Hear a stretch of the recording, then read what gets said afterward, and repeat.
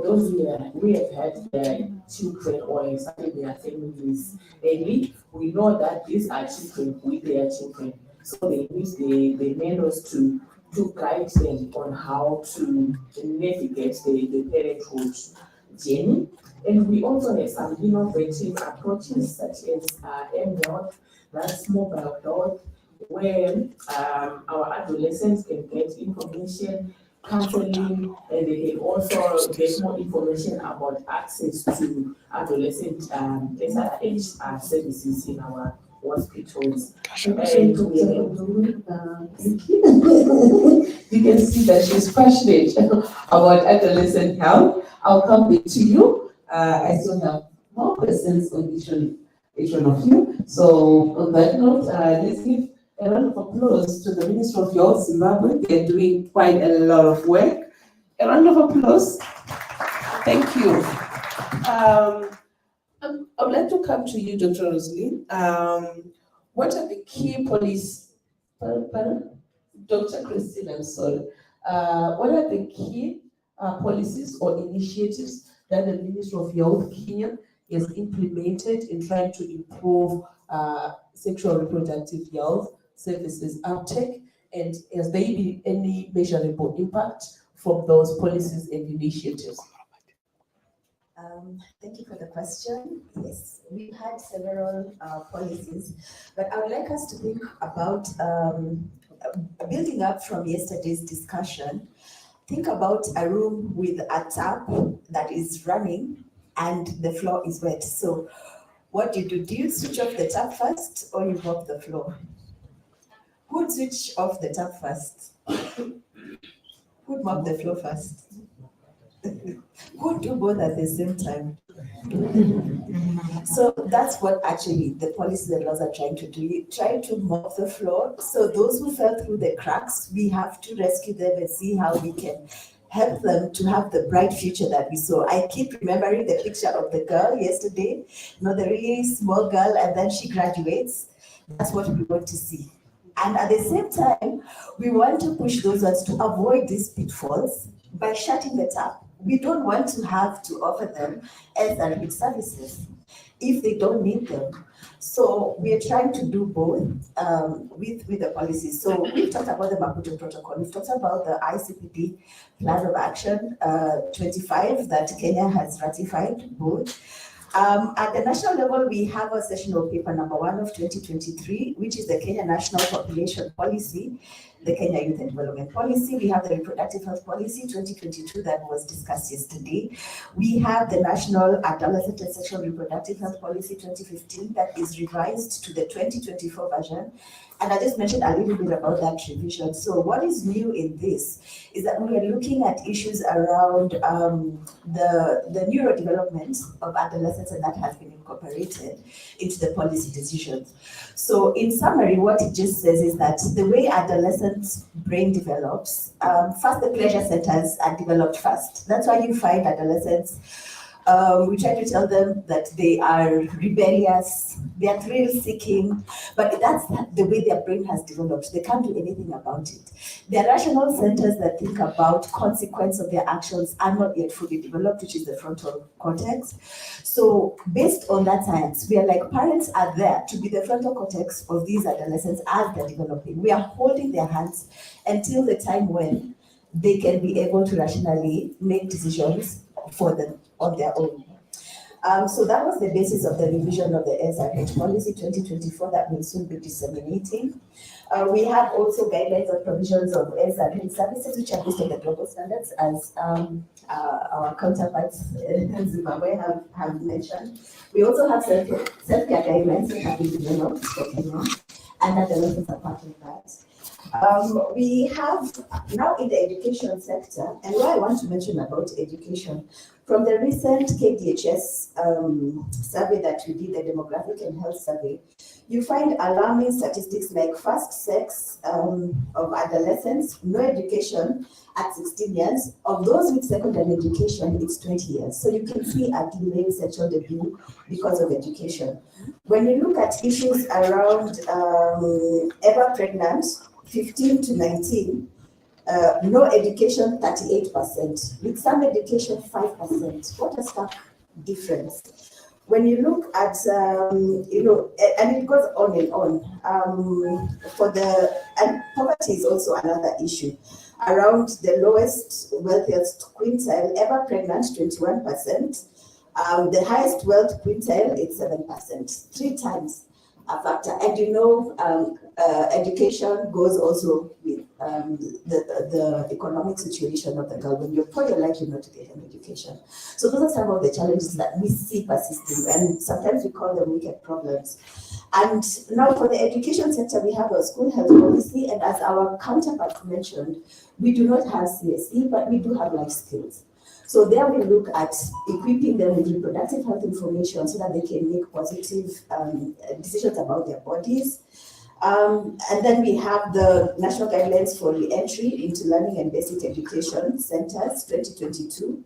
We have the menstrual hygiene policy, which also addresses issues around period poverty. Those are some of the things that drive the girls to seeking SRHR services. Some of them do not want to have sex, but they're forced to do so because of the circumstances that they are in. And then now they start seeking for the services. So this is part of the closing the gap, as we are still trying to move up and provide services for those who do require it. When you look at other policies and initiatives, we have the commitment plan to end the triple threat of HIV, gender-based violence, and teenage pregnancy. That has been a rallying call, even for the UN bodies. The joint UN bodies have been part of that. And we are looking towards a lot of interventions around that. Yesterday, there was mention of digital health literacy. We're working with the Kenya Institute of Curriculum Development to do this. I'm winding up. It's quite a lot to put in 10 minutes. And then the Jijali is a chat box where the adolescents can anonymously go and just put their questions and get answers, information, and so on and so forth. So those are some of the things. Instead, I know my question was not about laws, but I'll just touch a little bit about it because it came up in yesterday's discussion. And there was the issue of the conflicting laws of age of consent. And maybe I just wanted to bring a historical background so that we can understand why HIV has different laws from the others. So the HIV Act was a 2006 Act. This was part of the height of the epidemic. So when you're in the emergency phase of an epidemic control, you have to bring all your guns out to halt, and you're seeing this is the age group that is most affected. So that was the rationale behind that in 2006. Right now, as we are speaking, we are now in the control phase of the HIV epidemic, and so we are trying to move up. Yeah, that time we needed to shut that up. Now we are trying to move up. And so we had the Children's Act, that was 2022. And you can see this was way after that other act that came and said that you need parental consent for SRHR services. So for us, and just for normal medical personnel, like even if you have a kid who's 17 and they need to get a tooth pulled out, you still need medical. You need consent from the parents. If you work in a private hospital, there's no one who's going to touch a minor because you'll be sued and things like that. So some of the questions have been coming, like, do we have poor medicine for poor people? Why do we have double standards? If someone is in a well-to-do area, why do they need consent? And when in the village we want to remove the parent from the equation. So these are some of the questions that we're asking, and keeping in mind that adolescents are transitionary phase. So we're just holding their hands until they become 18, and then they can make their decisions for themselves based on that neuroscience that I talked about earlier. So that was just to give a little bit of history around that. Then the SRH policy came at the same time of the Children's Act 2022. So the SRH policy and the Children's Act were made at the same time. And that's why you can see there is that difference. The thinking was the same in 2022 than from what it was in 2006. But in the same breath, we have we are looking at amendments of that and trying to define a mature minor, because in Kenyan law there is no such thing as a mature minor or an emancipated minor, to see how now these services can be made available. Thank you. Oh, thank you, Dr. Christine. Kenya doing a lot of work. I'm sure we are all learning. For me, the highlight was the development of the adolescent brain. I didn't know that. Did you guys know about that? The cortex? I didn't. Thank you for that. And well done, Kenya, for the interventions that you have been doing. I'd like to move to Malawi. The reproductive health environment and also reproductive health field, looking also at the funding mechanisms, looking at the support for reproductive health. I would like to ask, what innovative financial mechanisms has Malawi put in place to ensure sustainable SRH service delivery in the face of funding challenges? Thank you very much. We understand that for SRH services to be provided, there are a lot of issues to be considered. We have to look at the healthcare workers, availability and motivation. We have to look at the facilities themselves. Do we have appropriate facilities to offer SRH services? We have to look at the medical supplies, the drugs and the equipment. As well as guiding protocols as well as policies, they have to be in place for the SRH services to be provided. So in Malawi, basically much of funding comes from our partners, that is the non-governmental organizations, close to 62% of the funding itself. When you look at the WHO, it recommends for Malawi to manage to attain SDG 3 and universal health coverage, then the per capita expenditures will be $80 per person per year. And then when you look at the what we have been talking about here, the 15%, the Abuja one, Malawi, we have been stuck below 10% for the past few years. And what's our target pertaining to the per capita? We want to, we think it is manageable for us to reach 50%, rather $50 per person. That is by 2030. And Malawi has been able to advocate to move the budgetary allocation for health from 10% last year, 2023-2024 fiscal year, to 12.2%.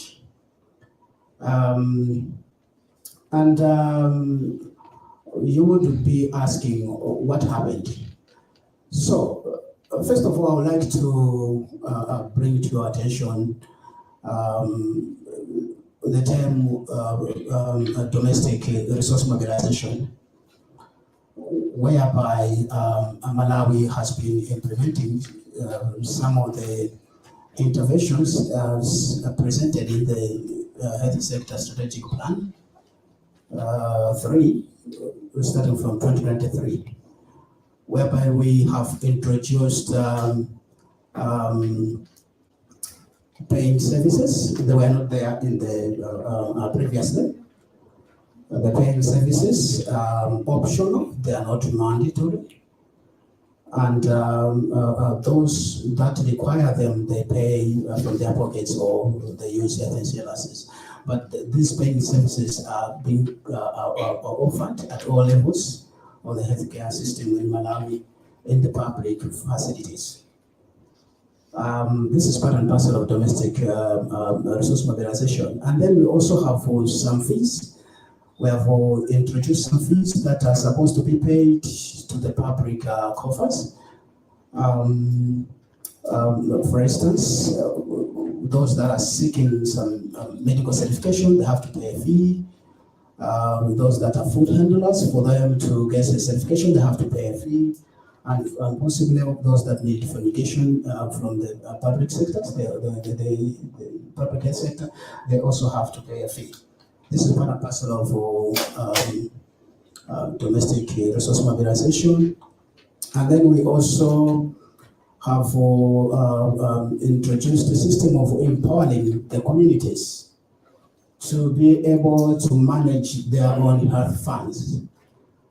With support from health sector joint fund, which I'm going to explain later, we have managed to produce some schemes that communities can benefit from. There is the direct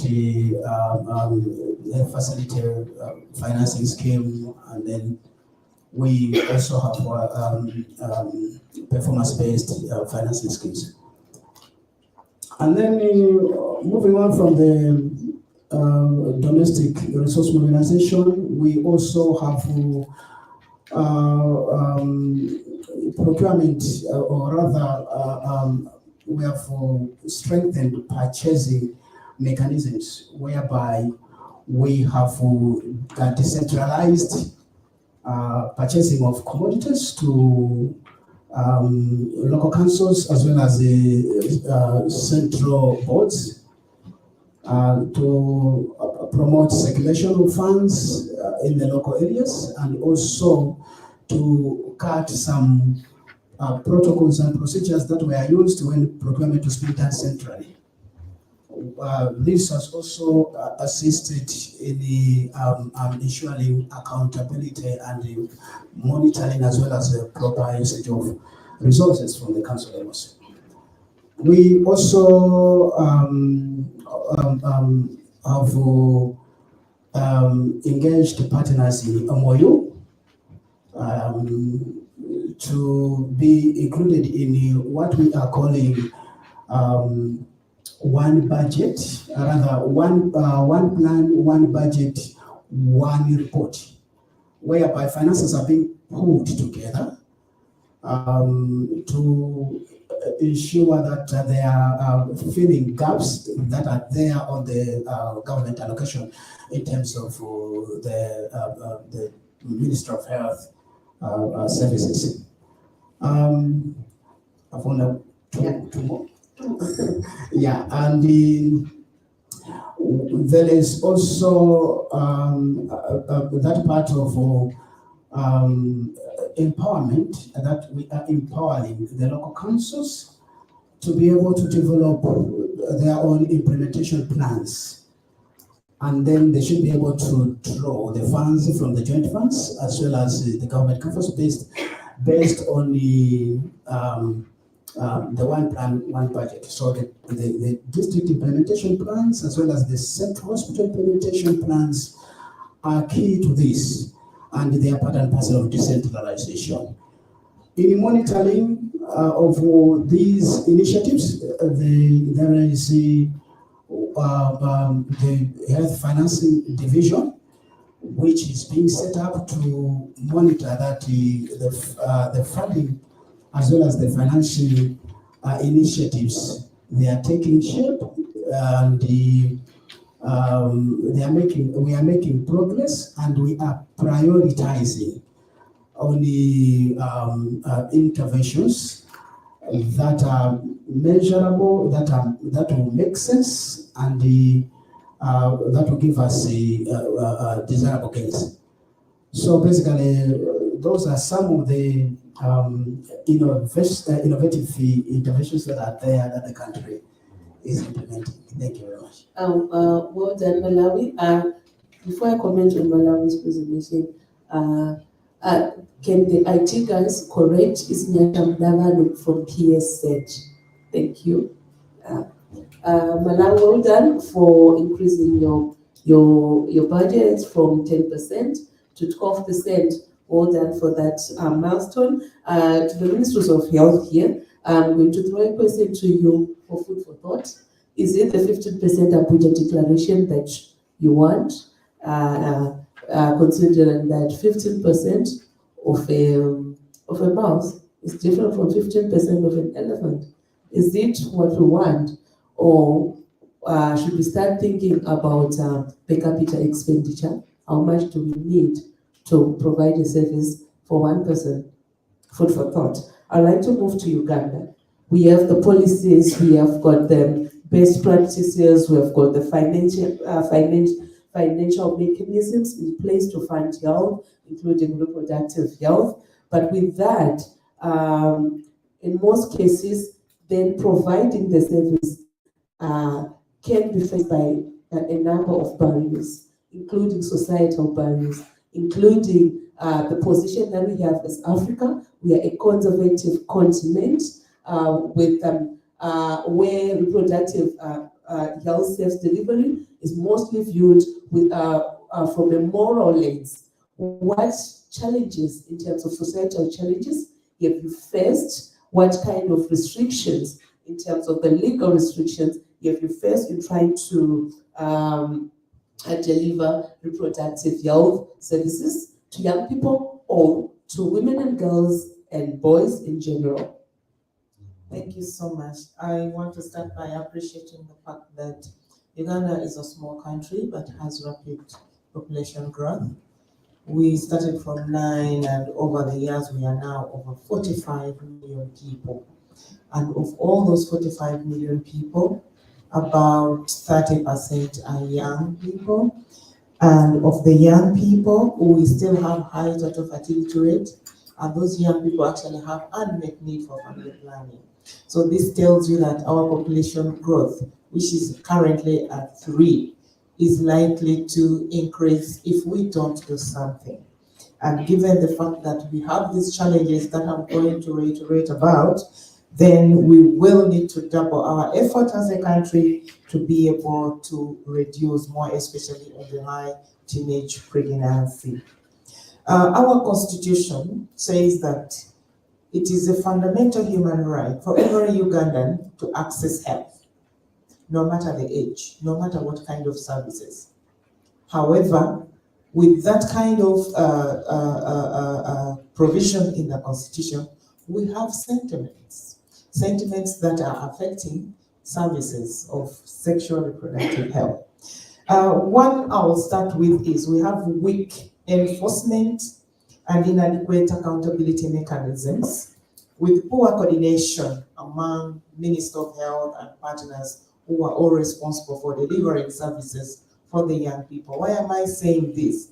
That even when we know that our national policies, the constitution, the adolescent health policies are saying something else, sentiments are saying something different, and it seems like no one is enforcing that or ensuring that services actually take place.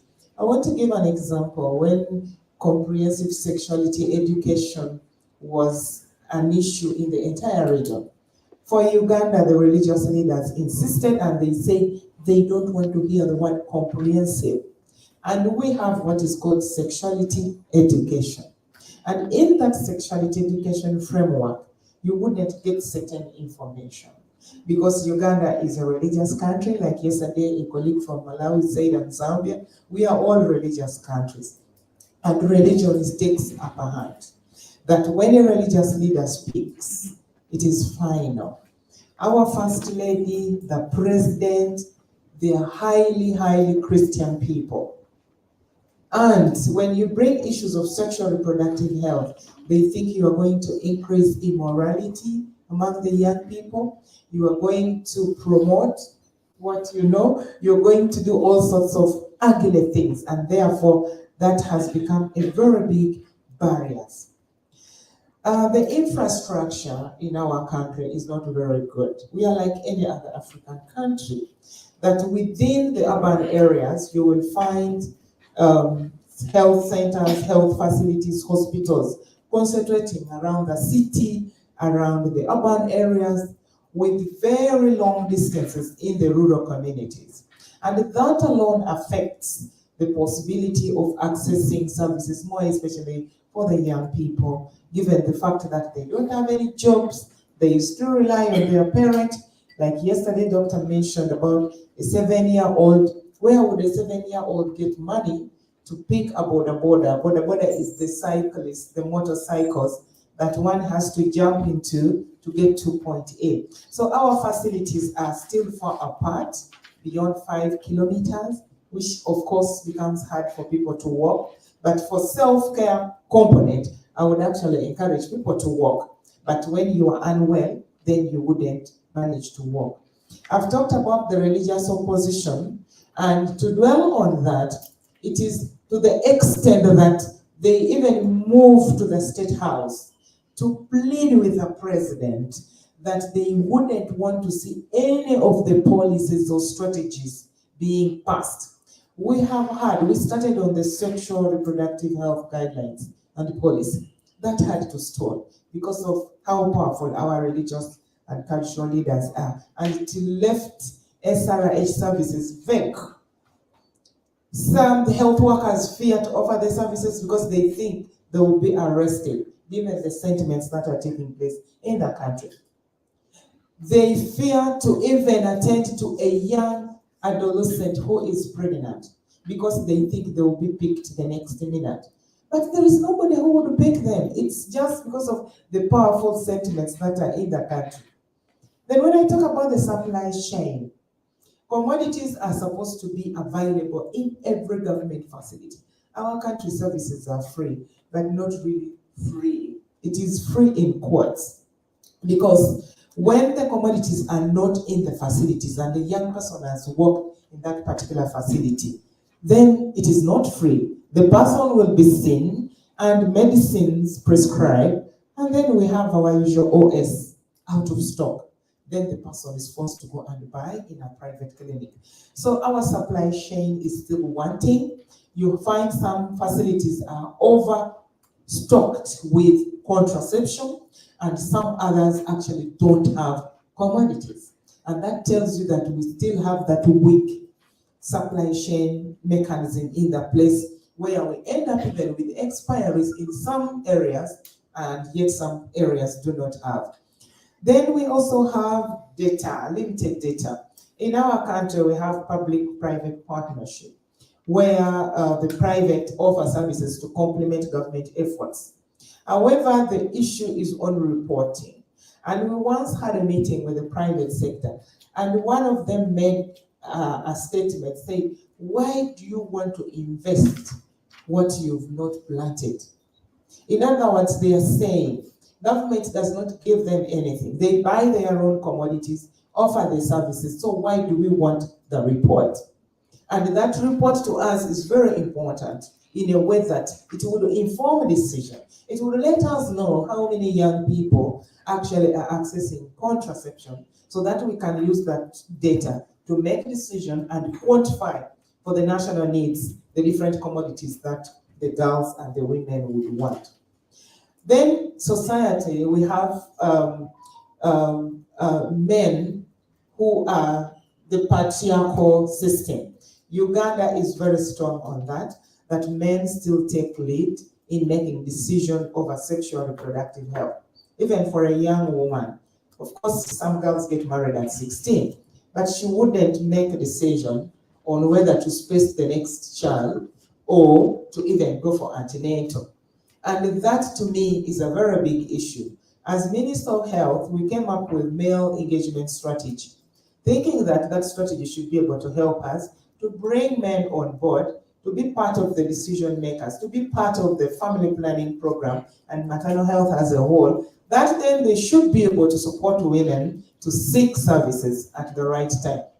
Unfortunately, they are still not doing the right thing. Actually, some of the men, like in humanitarian setting, because Uganda is a refugee hosting country, we are hosting over 1.6 million refugees from South Sudan, Congo, Eritrea, and other neighboring countries.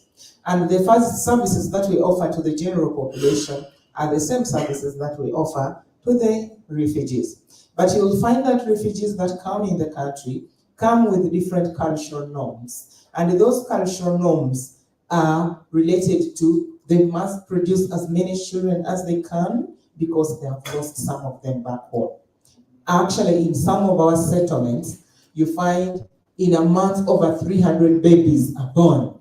And actually the country is getting worried. The refugees are producing, they are multiplying, and yet it is the responsibility of Uganda to look after them. So the cultural norms are very strong for our refugees, but also within the country. Like from where I come from, as an affluent lady, my community, my husband's community expected me to produce at least 10 kids. Unfortunately, because of my career, I only have 3 kids, 2 boys and 1 girl. But for them, they think that is wrong. And culturally, they will keep telling him that, no, maybe you get another wife. You know, it's not right for you to only have those few kids. So because of those cultural norms, access to SRH becomes a real issue. Then stigma and discrimination. This has been elaborated upon widely yesterday, that young people still have stigma. When they walk in the facility, the way our health workers receive them is not nice.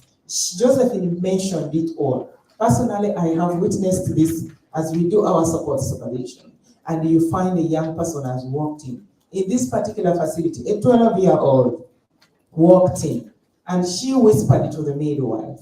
And the midwife, instead of probably handling the girl, she made a noise and drew our attention. We all got to know that the girl had come for contraception. What I did was to pull her aside and I said, you are stigmatizing this girl by drawing all our attention. Secondly, you are telling her to go and get pregnant, because by the time she comes here, she is sexually active.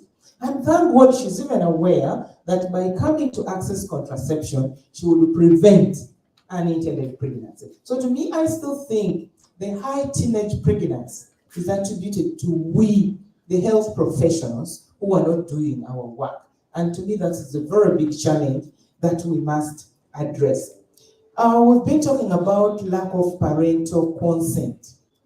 It is an issue. But on the other hand, for us as Uganda, it's not explicit in any of the documents that I must go to my mother to first consent. But just by virtue of being that you are a child, as doctor defined yesterday, that anybody below the age of 18 in my country is a child. So you have no right to do anything until when you are above that. So that is a serious issue. And then substance abuse is still a big problem and is growing. And this is leading to mental illnesses among our young people. Young people are committing suicide in schools. Young people are engaged in all sorts of things. And to me, I think we need to do something as Africa, because the world has embraced new things that were not in our tradition, and it is affecting us very, very badly. Then ignorance of the law. Our young people don't understand certain rights that they have. As Minister of Health, we have the Client's Charter and Mother's Passport. In that Client's Charter, they are supposed to, there are information that tells everybody their right, that when you walk in the facility, demand to be given information about contraception, demand for everything that you should. Unfortunately, they don't know, and for that reason, they end up not accessing sexual reproductive health. Thank you so much. Oh, thank you, Uganda. A round of applause for Uganda. Ceremonies, can you please add a few minutes? I would like Zambia to give us what they are working on, and maybe just recommendation from all the ministries, then that's all. Okay, I'll move to Zambia. We have heard the challenges that Uganda is facing in terms of societal challenges, religious norms, and cultural norms. Zambia, in the face of new challenges like climate change, droughts, what have been the challenges in terms of health safety delivery, particularly reproductive health for young people in your country? Yeah, so in the wake of the challenges you mentioned, we didn't foresee this, I think, but now there's a plan that has come up, Ministry of Health through the World Bank has come up with a new project that is going to respond to emergencies. So it's called, it's in relation to public health emergencies response. So adolescents have not been left out like just any other person. Recently we had cholera outbreaks and the COVID-19 pandemics over the past few years, and also now the droughts. So we have ensured that service provision doesn't stop even amidst such incidences. So what Ministry of Health has done is come up with interventions like using the form of mobile applications, because we know you can access services such as information on sexual reproductive health on mobile applications. If you have electronic devices, especially for most of the adolescents that are in the urban areas which have these electronic gadgets, we are going to ensure that such services can actually be accessed in the wake of such public health emergencies. Other than that, Ministry of Health is still trying as much as possible to engage lawmakers. I'm glad that we have representation from National Assembly in here, honorables here, and they have been so helpful where issues around reproductive health services provision is concerned. We have had challenges in terms of legislation, like you heard, I think, in the discussions yesterday, and even our president mentioned that that's some of the things that are leading to high rates of teenage pregnancies. The presentation yesterday by Doc, you realize that Zambia was the leading one at 29.2% of teenage pregnancies. This has been substantially high over the past 3 decades. We've invested so much in terms of human resource, financial resources, but we have only reduced, I think from 1992, we were somewhere around 32, and now we're at 29. So that reduction is still very minimal compared to the investment that has gone in. So that's why we are trying as much as possible to engage and relook, where did we go wrong? What have we not done right? And so we have tried as much as possible to engage policymakers, lawmakers, the traditional leaders, and see, could it be because there has been a lot of child marriages. And so recently we even did a study to just find out what are some of the social demographic characteristics of these teenage pregnancies. And we realized that in one of the provinces, Eastern Province, about 82% of these teenagers are actually married. So you cannot control that. Once somebody is married, you cannot tell them not to get pregnant. So that has been one of the drivers for some of these challenges. And so we want to, as much as possible, invest in ensuring that we communicate using the available legislative laws and see how best can we curb some of these child marriages, but also access to reproductive health services, because like I earlier alluded to, we have the majority of our population is in rural areas, and access to these services is actually difficult because of distances.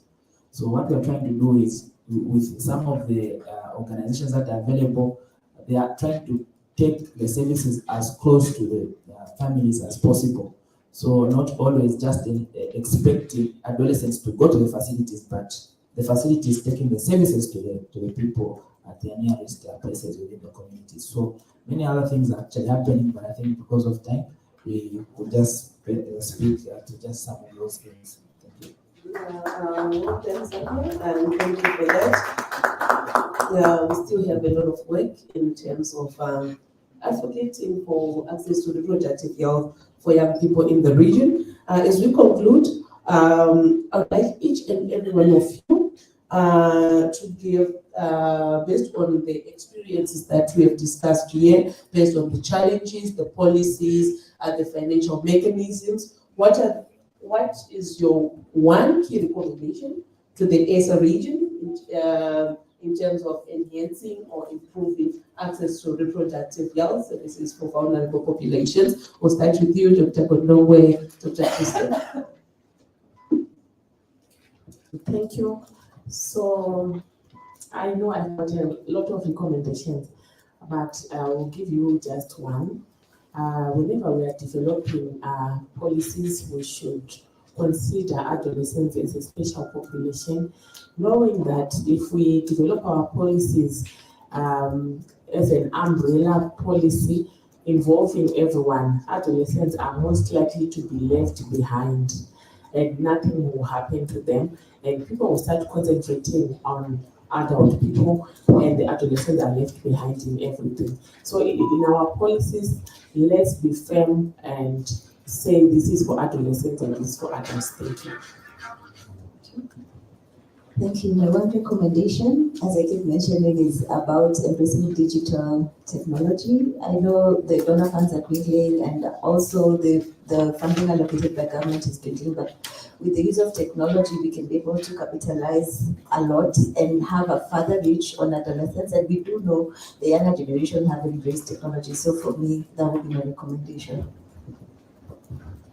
Thank you. My recommendation is to engage the youth, mostly those that are in hard-to-reach areas, rural areas. Find out what can really work, what really works for them, and not just handing them what we think really works. Because in that way, we are going to address the sentiments that are there, and we're also going to come up with interventions that are tailor-made for them specifically. Thank you. Thank you so much. My recommendation is African solutions for African problems. We need to use a multi-sectoral approach in our countries, being cognizant of the fact that adolescent issues are not health issues per se, but it is a multitude of other sectoral needs. So we need a multi-sectoral approach in addressing adolescent sexual reproductive health needs. Mine would be ensuring that laws that govern these services are very clear. We heard yesterday in terms of some legislative laws where you create one law that creates another problem. So harmonizing the laws that support the provision of reproductive health services will be very key.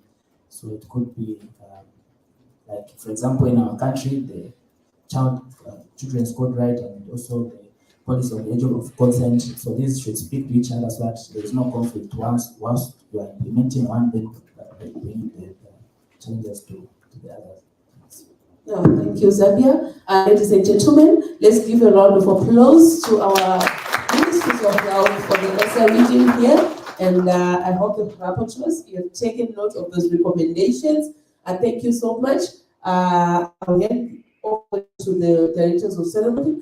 I'm sure you facilitate a plenary session later because of time. And lastly, I'm still sad that you didn't the organization that I'm representing on the billboard is not where I'm coming from.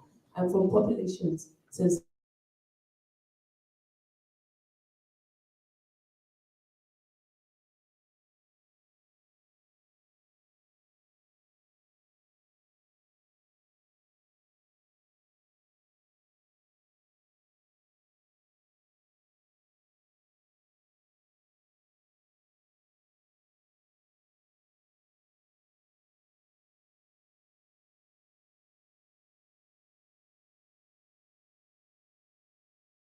minutes. So at exactly 10:20, we make our way back to this room. Are we together? So 10:20 timekeeper, please remind everyone to be back in the room. We should be seated by 10:20. So please go and have your tea. It's ready. We apologize that maybe the coffee might be a bit cold because it was prepared well in advance, but the conversation was too nice. We decided to go on and on and on. So please, let's go and have our tea. Let's be quick about it. 10:30, we are back in the room. 11. Oh, yeah, 11. Thank you so much. We can go and have our tea. People are not going. Let's go. Tea time.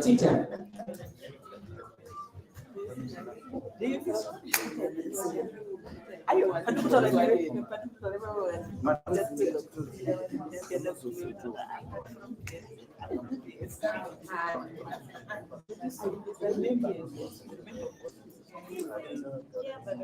don't know.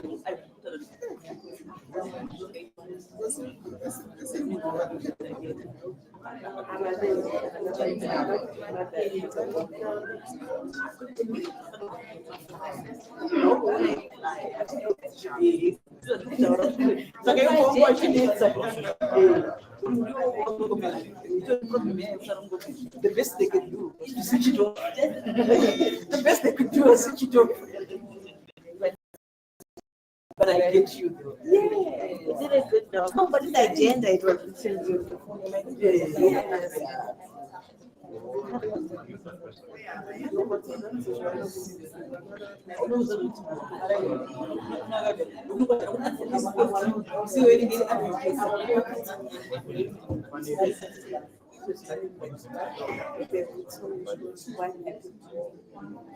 So can we tag you in the post?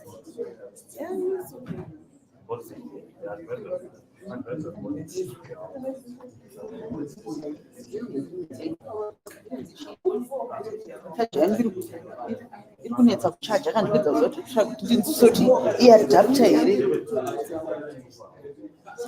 It's not like For me to charge. yanguchaja inonyatsoita but I'm assuming kuti maybe paadapta maybe moni paadapta kunokushaya tona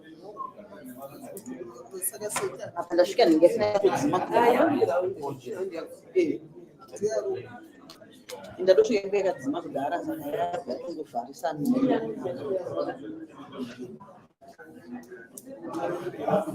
zinge ndakunzi deo yakataura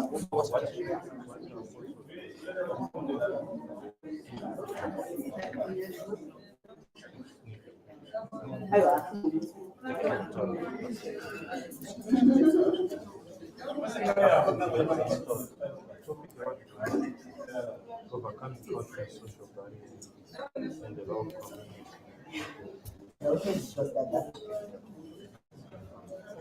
So we just see how can we make our own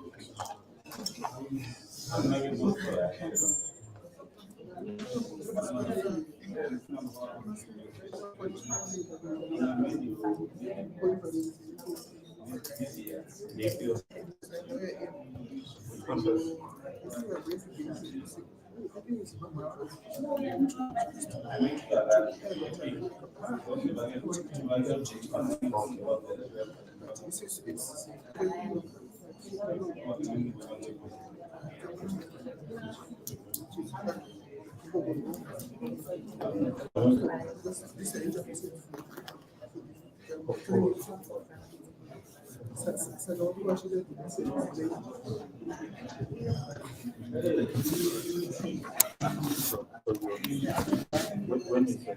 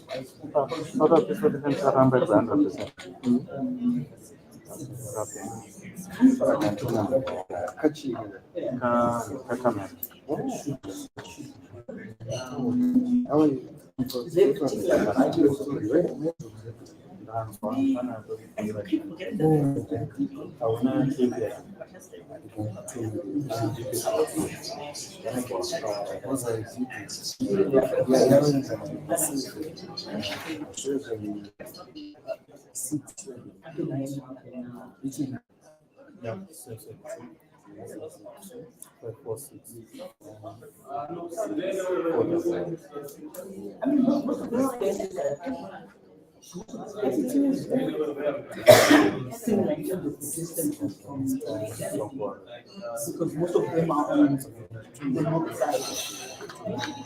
Most of them are on the side.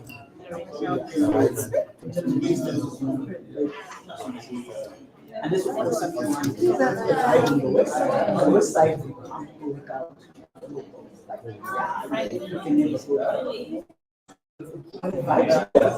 it's one of those things that say,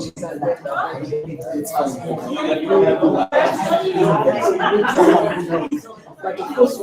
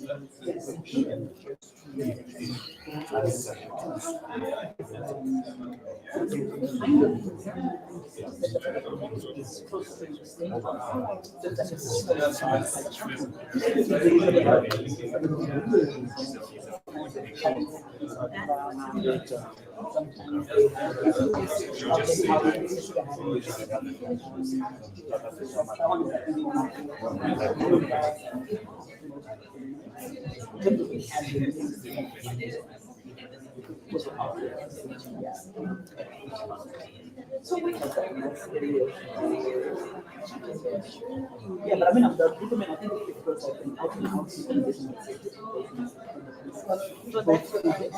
So I'll allow I don't see anyone. It's one of those places where everyone can enjoy it and That's a great job. yes. I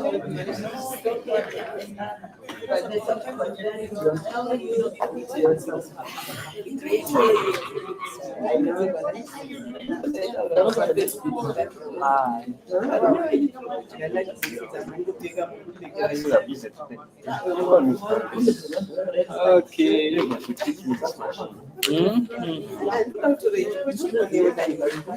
Seems nice when you're doing the work.